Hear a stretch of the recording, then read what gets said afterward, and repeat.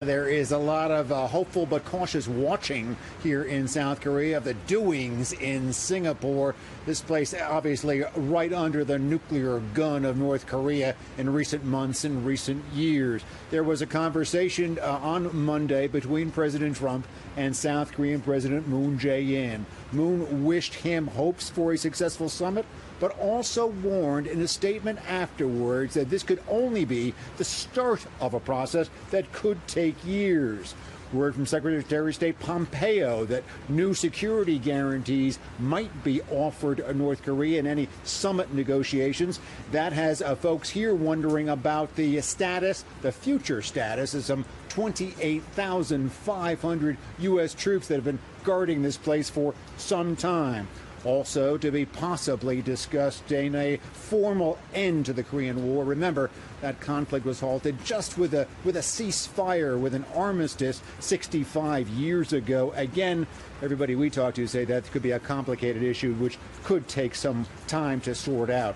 By the way, another sign of change about 35 miles to the north of where we are right now, across the DMZ in North Korea. State media on Monday actually described with pictures what Kim Jong-un was doing for its public, his activities in Singapore. This is something unusual. The state media really doesn't talk about its leader until the deed is done. Finally, President Trump, he's been seen here in mixed views. Sometimes he's been described as even more unpredictable as Kim Jong-un. But people we've been talking to, both in government and the public, say that he also should be given credit for moving this situation to where it is now, a sit-down between these two leaders. Here's what one analyst told us. Take a listen. We on the Korean Peninsula would be looking at it from the point of view of what's in it for us. And from that perspective, this man is a revolutionary in a sense. I mean, he's revolutionary. He's done something that nobody else has been willing to do. Something that no one else is willing to do. Sit down, we learn now on Tuesday, for 2 hours, one-to-one with Kim Jong-un. Back to you, Dana. Greg, I have a couple of questions. One, do you think that the North Korean state television let that information be known about Kim Jong-un's whereabouts because of social media and the internet? And it's just hard, even though I know they try to clamp down, that it is harder to keep information like that away from everybody. And my second question is, do you feel like the peace deal between North and South Korea maybe should be held back because it is definitely leverage for the president of the United States if Kim Jong-un doesn't want to go the full CVID, the complete, verifiable, irrevocable denuclearization? Dana, to your first point, yes, that's exactly what I thought, too. That from our times in North Korea, we are learning that more and more information is getting into the public in the North. And frankly, the regime probably thought they could not hold this back. Also, another way of looking at that is that perhaps this shows a bit of a stake, a bit of a responsibility for what is going on in Singapore. And it could be looked on as positively that the regime is really talking about this event before it actually happened.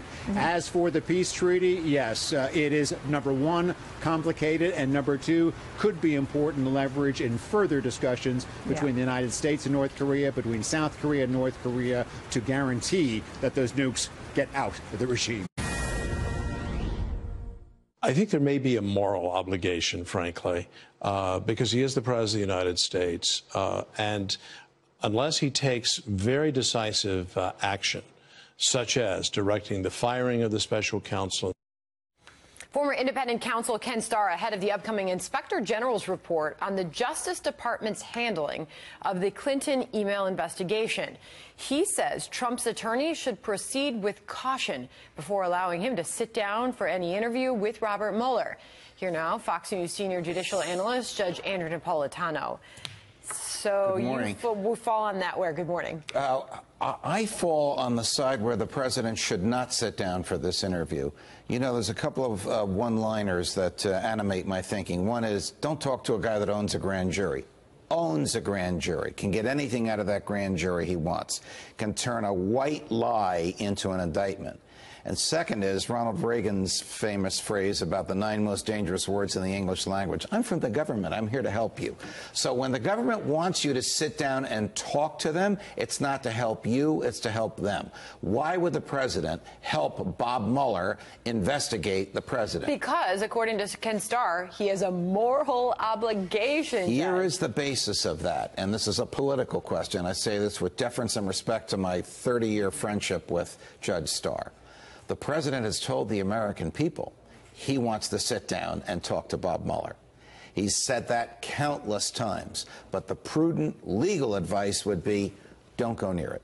The president doesn't use an economy of words. The president believes he knows more than the people questioning him. The president often talks off the top of his head without the level of discipline one would want when being interviewed by a government in an environment where, as I said a few minutes ago, even a white lie can turn into an indictment. So I would advise the president, I think Rudy Giuliani agrees with this, he shouldn't go anywhere near that interview. He's going to have to answer politically for not doing that, but he won't have to worry about the legal consequences. To be exact, here's what Giuliani has to say. The first thing we're going to get is a report from Inspector General Horowitz on Comey's handling of Hillary, which I think is going to be very, very critical, as it should be. Comey really has a chance of being prosecuted as a result of it, but we'll see. I really don't know what he means that Comey has a chance of being prosecuted. If he's talking about giving 2 different versions of the same event under oath, yes, that could result in a prosecution. But if he's talking about Comey's judgment in the Hillary Clinton investigation, I have been Comey's harshest critic. But I do not believe that judgment rose to the level of criminality. I mean, he stated the wrong law, he gave the wrong reasons, he interfered in the election. All those things were very bad for the Department of Justice, for the FBI, and for his personal legacy, but none of them rose to the level of criminality. If Hillary's so guilty, why doesn't the Jeff Sessions Justice Department indict her? Well, maybe that will happen. I don't know. But yes. Looking ahead to Thursday, Judge, your expectations for this IG report. We've waited on reports before. Well, this one is highly anticipated. I have to speculate now, because obviously I haven't seen it. I wish I had. I think it's going to be harshly critical of Loretta Lynch and Jim Comey. It's going to rip into Loretta Lynch for the meeting on the tarmac with Bill Clinton. It's going to rip into Jim Comey for making the announcement of exoneration at the same time he said we're not going to charge her, for using the wrong legal standards, saying we can't prove intent when the statute only requires negligence, for making that announcement about reopening the investigation 10 days before the election, and for dealing with Andrew McCabe in an environment where McCabe was not being truthful. Comey has to answer for all those things. Judge, thank you for joining us. As if we didn't have enough to talk about. Exactly. And congratulations to you and Bill on this studio. Shepard Smith is going to be jealous when he sees this. Don't tell him. He's right next door, you know, and he's got a very fancy studio. Him, Studio right? J for Jazzy, right, Bill? That's right, Judge Andrew sweetie. Napolitano.